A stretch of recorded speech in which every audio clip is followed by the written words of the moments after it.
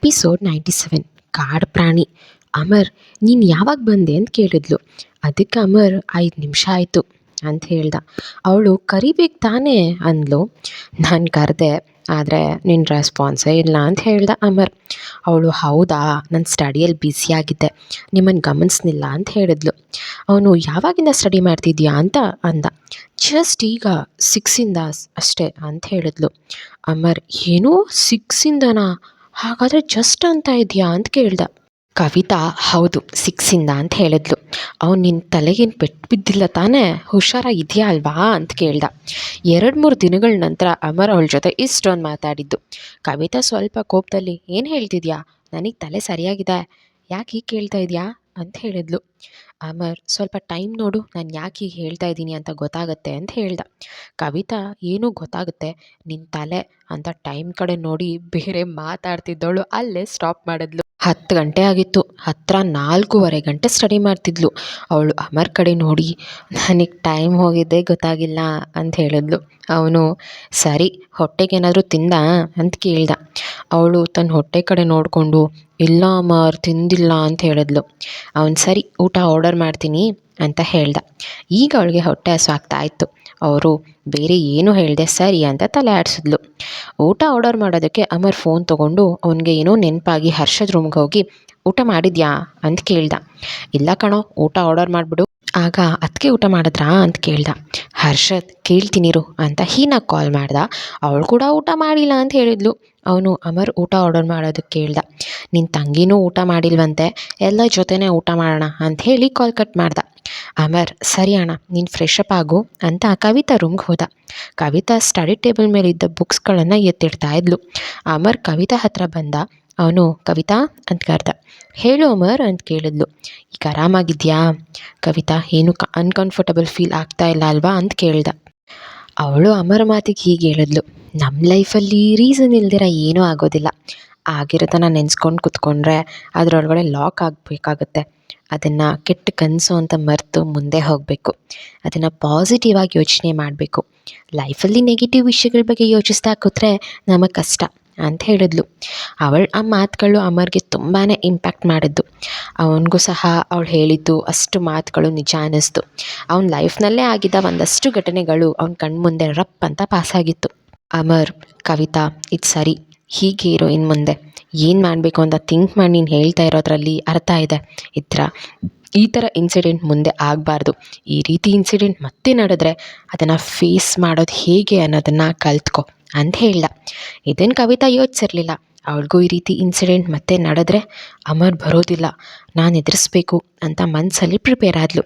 ಕವಿತಾ ಏನೋ ಯೋಚಿಸ್ತಾ ಇರುವಾಗ ಅವಳ ರೂಮಲ್ಲಿ ಮಿಯೋ ಮಿಯೋ ಅನ್ನೋ ಬೆಕ್ಕಿನ ಸೌಂಡ್ ಆಯಿತು.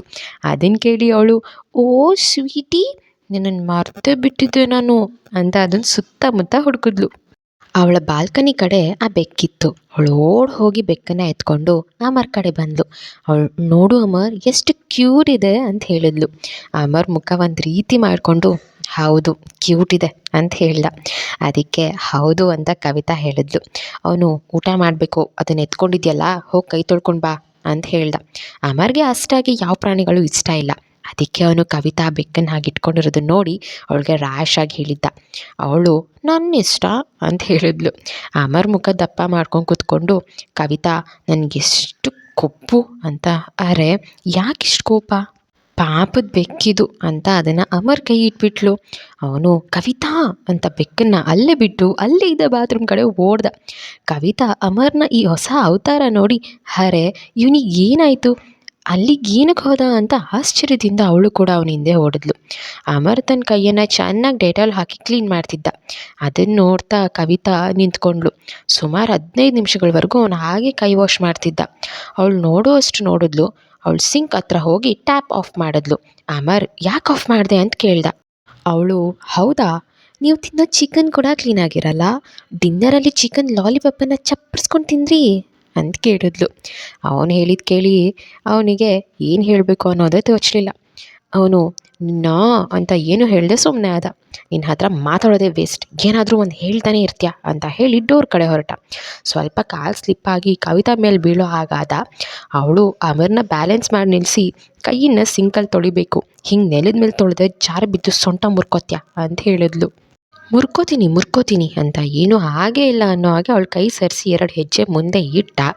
ಜಾರಿ ಅವಳನ್ನು ಬೀಳಿಸಿ ಇವನು ಕೆಳಗೆ ಬಿದ್ದ.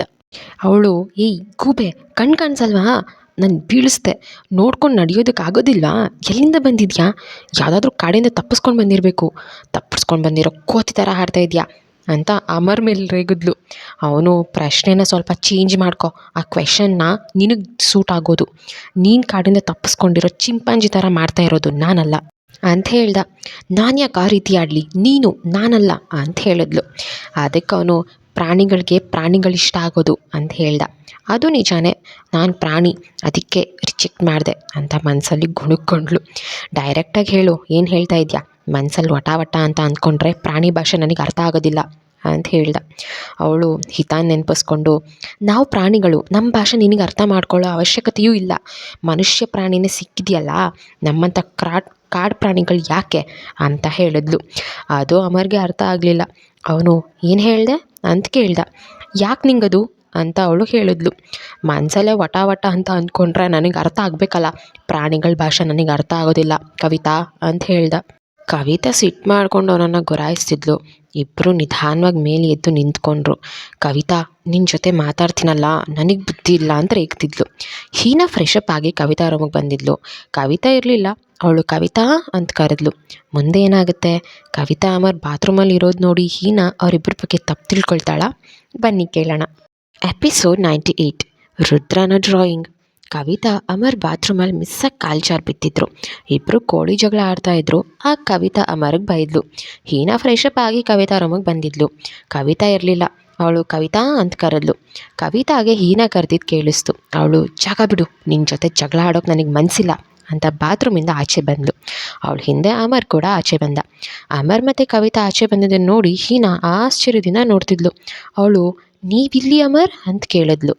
ಆವಾಗ ಅವನು ಕವಿತಾ ತನ್ನ ಕೈಗೆ ಬೆಕ್ಕು ಕೊಟ್ಟಿದ್ದನ್ನು ಹೇಳ್ದ. ಅದು ವಾಶ್ ಮಾಡೋಕ್ಕೆ ಹೋಗಿದ್ದೆ ಅಂತ ಹೇಳ್ದ.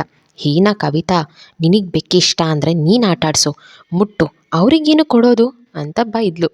ಸರಿ ಬಿಡಕ್ಕ, ನನಗೇನು ಗೊತ್ತು ಅವ್ರಿಗೆ ಬೆಕ್ಕಂದರೆ ಆಗಲ್ಲ ಅಂತ. ಈ 3 ಜನ ಮಾತಾಡ್ತಾ ಇರೋವಾಗ ಅಲ್ಲಿಗೆ ಹರ್ಷದ್ ಬಂದ.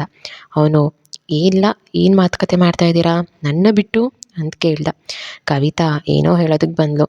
ಅದೇ ಟೈಮ್ಗೆ ಹೋಟೆಲ್ ಸ್ಟಾಫ್ ಅಮರ್ ಆರ್ಡರ್ ಮಾಡಿದ ಊಟನ ತಂದರು. ಅವ್ರ ಮಾತು ಅಲ್ಲಿಗೆ ಸ್ಟಾಪ್ ಆಯಿತು. ಎಲ್ಲರೂ ಊಟಕ್ಕೆ ಕೂತ್ಕೊಂಡ್ರು. ಅಲ್ಲಿನ ವೈಬ್ ಎಲ್ರಿಗೂ ಇಷ್ಟ ಆಗ್ತಾಯಿತ್ತು. 4 ಜನ ಖುಷಿಯಾಗಿ ಊಟ ಮಾಡಿ ಮುಗಿಸಿದ್ರು. ಹೀನಾ ಹರ್ಷದವ್ರೆ ಯಾರು ಅಂತ ಗೊತ್ತಾಯ್ತಾ, ಅಡ್ರೆಸ್, ಕಾರ್ ನಂಬರ್ ತಗೊಂಡು ಹುಡುಕ್ಸೋಕೆ ಕೊಟ್ಟಿದ್ರಲ್ಲ ಅಂತ ಕೇಳಿದ್ಲು. ಅವನು, ಹೌದು ಸಿಕ್ಕಿದೆ, ನನ್ನ ಕಡೆಯವರು ಇನ್ಫಾರ್ಮೇಷನ್ ವಾಟ್ಸಪ್ ಮಾಡ್ತೀನಿ ಅಂತ ಹೇಳಿದ್ದಾರೆ, ಇನ್ನೇನು ಕಳಿಸ್ಬೋದು ಅಂತ ಹೇಳ್ದ. ಹೀನಾ ಅವ್ರಿಗೆ ಫೋನ್ ಮಾಡಿ ವಿಚಾರಿಸಿ ಇನ್ಫಾರ್ಮೇಷನ್ ಸಿಗದೆ ಹೋದರೆ ಬೇರೆ ರೀತಿಯಲ್ಲಿ ಹುಡುಕ್ಬೋದು ಅಂತ ಹೇಳಿದ್ಲು. ಅದಕ್ಕೆ ಹರ್ಷದ್, ನಾನು ಕಾಲ್ ಮಾಡಿ ಕೇಳ್ತೀನಿ ಅಂತ ಫೋನ್ ಮಾಡ್ದ. ಆ ಕಡೆಯಿಂದ ಹೇಳಿ ಸರ್ ಅನ್ನೋ ಮಾತು ಕೇಳಿಬಂತು. ಸಿಗ್ತಾ ಅಡ್ರೆಸ್ ಯಾರು ಅಂತ ಗೊತ್ತಾಯ್ತಾ ಅಂತ ಕೇಳ್ದ. ಸರ್ ಅಡ್ರೆಸ್ ಗೊತ್ತಾಗಿದೆ, ಈಗ ವಾಟ್ಸಪ್ ಮಾಡಿದೆ ನೋಡಿ ಅಂತ ವಾಟ್ಸಪ್ ಮಾಡಿ. ಆದರೆ ಸರ್ ಈ ಕಾರ್ ಬೇರೆಯವ್ರ ಹೆಸರಲ್ಲಿದೆ, ಆ ಕಾರ್ ರಿಯಲ್ ಓನರ್ ಬೇರೆಯವ್ರ ಫೋಟೋ ಕಳಿಸಿದ್ದಾನೆ ನೋಡಿ, ನೀವು ಹೇಳೋ ಯಾವುದೇ ಲಕ್ಷಣ ಇವರಲ್ಲಿ ಇಲ್ಲ. ಈ ಕಾರನ್ನು ಯಾರೋ ಕೆಲಸದವನು ಅವ್ನ ಫ್ರೆಂಡ್ಗೆ ಅಂತ ಕೊಟ್ಟಿದ್ರಂತೆ ಅಂತ ಹೇಳ್ದ. ಹರ್ಷತ್, ಸರಿ ಯಾರು ಆ ಫ್ರೆಂಡ್ ಅಂತ ಬೇಗ ಕಂಡುಹಿಡೀರಿ ಅಂತ ಹೇಳಿ ಕಾಲ್ ಕಟ್ ಮಾಡ್ದ. ಹೀನಾ, ಏನಾಯಿತು ಇನ್ಫಾರ್ಮೇಷನ್ ಗೊತ್ತಾಯ್ತಾ ಅಂತ ಕೇಳಿದ್ಲು. ಹರ್ಷದ್ ಅಡ್ರೆಸ್ ಕಳಿಸಿದ್ದಾರೆ ಅಂತ ಜೊತೆಗೆ ಒಂದು ಫೋಟೋ ವಾಟ್ಸಪ್ ಮಾಡಿದ್ರು. ಅದನ್ನು ಅವನು ಕವಿತಾಗೆ ತೋರಿಸ್ದ. ಕವಿತಾ, ಇವರಲ್ಲ, ಇದು ಯಾರೋ ಬೇರೆ ಅಂತ ಹೇಳಿದ್ಲು. ಹರ್ಷದ್ ಹೀನಾಗೆ, ಇದು ಬೇರೆಯವ್ರ ಕಾರ್, ಆ ಕಾರ್ ಡ್ರೈವರ್ ಈ ಕಾರನ್ನು ಅವ್ನ ಫ್ರೆಂಡಿಗೆ ಕೊಟ್ಟಿದ್ದಾನೆ, ಸ್ವಲ್ಪ ಸಮಯ, ಈಗ ಅವ್ನ ಫ್ರೆಂಡ್ ಯಾರು ಅಂತ ಕಂಡುಹಿಡಿಬೇಕು ಅಂತ ಹೇಳಿದ್ದ. ಹೀನಾ, ಸರಿ ಹರ್ಷದವ್ರೆ, ನೀವು ನಿಮ್ಮ ಪ್ರಯತ್ನ ಮಾಡಿ ಅಂತ ಹೇಳಿದ್ಲು. ಹೀನಾ ಕವಿತಾ ಕಡೆ ತಿರುಗಿ, ಕವಿತಾ, ಆ ವ್ಯಕ್ತಿ ಹೇಗಿದೆ ಅಂತ ನಿನಗೆ ನೆನಪಿದೆ ಅಲ್ವಾ ಅಂತ ಹೇಳಿದ್ಲು. ಅದಕ್ಕೆ ಕವಿತಾ, ಹೌದು ಅಕ್ಕ, ನೆನಪಿದ್ದಾನೆ ಅಂತ ಹೇಳಿದ್ಲು. ಅಮರ್ ಇವ್ರಿಗೆ ಫೇಸ್ ನೆನಪಿದ್ದದ್ದು ಏನು ಯೂಸ್, ಇವ್ರಿಗೆ ನೆನಪಿದ್ರವ್ರನ್ನ ಹೇಗೆ ಕಂಡಿಡ್ಬೇಕಾಗುತ್ತೆ ಅಂತ ಕೇಳ್ದ. ಅದಕ್ಕೆ ಹೀನಾ ನಗ್ತಾ, ಇದೇ ಅಮರ್ ಅವರೇ, 2 ನಿಮಿಷ ಅಂತ ಕವಿತಾ ರೂಮಿಂದ ಅವಳು ರೂಮ್ಗೆ ಹೋದ್ಲು. ಮತ್ತೆ 2 ನಿಮಿಷದ ನಂತರ ಕವಿತಾ ರೂಮಿಗೆ ಬಂದಳು. ಕೈಯಲ್ಲಿ ಡ್ರಾಯಿಂಗ್ ಪೇಪರ್, ಪೆನ್ಸಿಲ್ ಎಲ್ಲನೂ ಇತ್ತು. ಕವಿತಾ, ಅಕ್ಕ ಇದೆಲ್ಲ ಏನಕ್ಕೆ, ಈಗ ಏನು ಮಾಡಬೇಕು ಅಂತ ಇದೆಯಾ ಅಂತ ಕೇಳ್ತಿದ್ಲು. ಹರ್ಷದ್ಗೂ ಕೂಡ ಯಾಕೆ ಅಂತ ಗೊತ್ತಾಗಲಿಲ್ಲ. ಹರ್ಷದ್ ಕೂಡ ಇದೆಲ್ಲ ಯಾಕೆ ಹೀನಾ ಅಂತ ಕೇಳ್ದ. ಅವಳು, ಎಲ್ಲರೂ ಎಷ್ಟು ಮಾತಾಡ್ತೀರಾ, 2 ನಿಮಿಷ ಇರಿ ಅಂತ ಕೈಲಿದ್ದ sketch pen, drawing paper, pencil ಎಲ್ಲನೂ ಕೂಡ ಟೇಬಲ್ ಮೇಲಿಟ್ಟು ಸೆಟ್ ಮಾಡಿದ್ಲು. ಕವಿತಾ ಕಡೆ ತಿರುಗಿ, ಹೀನಾ ನೋಡು ಕವಿತಾ, ಆ ವ್ಯಕ್ತಿ ಹೇಗಿದ್ದ ಅಂತ ನನಗೆ ಕರೆಕ್ಟಾಗಿ ಹೇಳು ಅಂತ ಹೇಳಿದ್ಲು. ಅಮರ್, ನೀವು ನೋಡ್ತೀರಾ ಅವನನ್ನು ಅಂತ ಕೇಳಿದ್ಲು. ನಾನು ದೂರದಿಂದ ಅವನನ್ನು ನೋಡಿರೋದು, ಬಟ್ ಅವನನ್ನು ಕಂಡುಹಿಡಿತೀನಿ ಅಂತ ಹೇಳ್ದ. ಹೀನಾ, ಸರಿ ಅಮರ್ ಅಂತ ಹೇಳಿದ್ಲು. ಅವಳು ಕವಿತಾಳಿಗೆ, ಕವಿತಾ ಅವ್ನು ಹೇಗಿದ್ದ ಅಂತ ನನಗೆ ಹೇಳಬೇಕು, ನಾನು ಅವ್ನ ಚಿತ್ರ ಬಿಡಿಸ್ತೀನಿ, ಅವ್ನು ಹುಡ್ಕೋದಕ್ಕೆ ನಮಗೆ ಹೆಲ್ಪ್ ಆಗುತ್ತೆ ಅಂತ ಹೇಳಿದ್ಲು. ಅಕ್ಕ ನಿನಗೆ ಇದು ಬರುತ್ತಾ ಅಂತ ಕೇಳಿದ್ಲು. ಹೀನಾ, ಅದೆಲ್ಲ ಆಮೇಲೆ ಕೇಳುವೆ, ಈಗ ಹೇಳು ನೀನು ಕವಿತಾ ಅಂತ ಹೇಳಿದ್ಲು. ಕವಿತಾ ಸರಿ ಅಕ್ಕ ಅಂತ ಹೇಳಿದ್ಲು. ಹೀನಾ ಸರಿ ಹೇಳು ಅಂತ ಸ್ಟಾರ್ಟ್ ಮಾಡಿದ್ಲು. ಹರ್ಷದ್, ಅಮರ್ ಹೀನಾ ಏನು ಮಾಡ್ತಾಳೆ ಅಂತ ನೋಡ್ತಿದ್ರು. ಕವಿತಾ, ಅಕ್ಕ ಅವ್ನು ನೋಡೋದಕ್ಕೆ ದಪ್ಪ ಇದ್ದ, ಹೇಗೆ ಅಂದರೆ ಮಲ್ಲಿಗಿದ್ದಾನೆ ಅಲ್ಲ, ಅವನ ಥರದವನ್ನ ಇಬ್ಬರು ಹಾಕಬೇಕು ಅಂತ ಹೇಳಿದ್ಲು.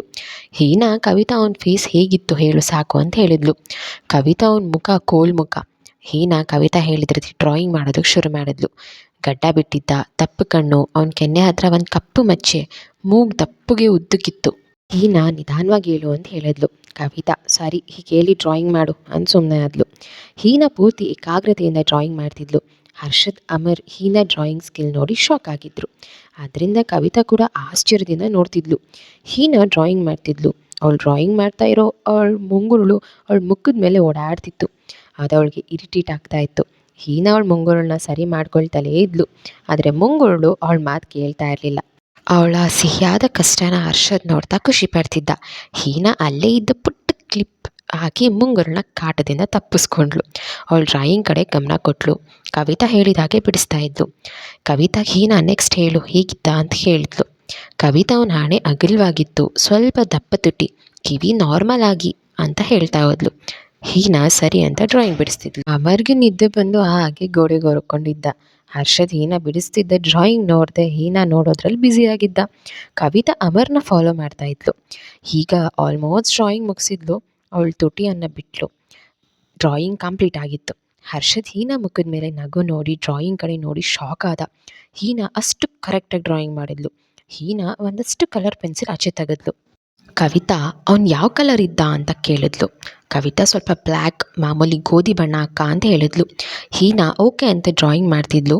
ಅಮರ್ ಮತ್ತು ಕವಿತಾಗೆ ಹೀನಾ ಅಡ್ಡ ಇದ್ಲು, ಅದಕ್ಕೆ ಡ್ರಾಯಿಂಗ್ ಕಾಣ್ತಾ ಇರಲಿಲ್ಲ. ಹೀನಾ ಕೈಗಳು ಚಕ್ ಅಂತ ಅವಳು ಕೆಲಸ ಮಾಡ್ತಿದ್ದು. ಅರ್ಧ ಗಂಟೆ ನಂತರ ಹೀನಾ ಆ ಪೇಂಟಿಂಗ್ ನೋಡಿ ತನ್ನ ಕೈ ಮುಷ್ಟಿ ಹಿಡಿದ್ಲು. ಅವಳ ಕಣ್ಣು ಕೋಪದಿಂದ ಕೆಂಪಾಗಿತ್ತು. ಹೀನಾ, ಕವಿತಾ ನೋಡಿ ಇವನೇನಾ ಅಂತ ಹಿಂದೆ ಸರಿದ್ಲು. ಅಮರ್ ಕವಿತಾ ಒಟ್ಟಿಗೆ ಆ ಪೇಂಟಿಂಗ್ ಕಡೆ ನೋಡಿದ್ರು. ಕವಿತಾ ಕಣ್ಣು ಕಾಸಿನಷ್ಟು ಅಗಲ ಆಯಿತು. ಅಮರ್ಗೆ ಅದು ಇವನೇ ಅಂತ ಹೇಳ್ಕೊಂಡ. ಕವಿತಾ, ಹೌದು ಅಕ್ಕ ಇವನೇ, ಏನೂ ಡಿಫ್ರೆನ್ಸ್ ಇಲ್ಲ, ಹೀಗೆ ಇದ್ದ ಅಂತ ಹೇಳಿದ್ಲು.